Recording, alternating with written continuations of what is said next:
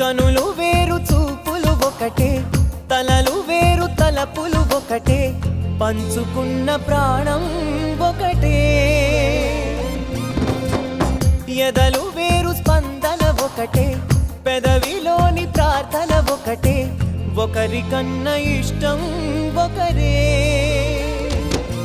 కంగారై ఎవరున్నా ప్రతి కన్ను చెమ్మగిల్లేను, కన్నీరై ఎవరున్నా 10 చేతులొచ్చి తుడిచేను. సమభావం అన్నది సంసారం అయినది, మా ఇల్లు మమతాలయం, కవిలేని కవితాలయం. అందమైన కలల కుటీరం, అమృతాలు కురిసే తీరం, మా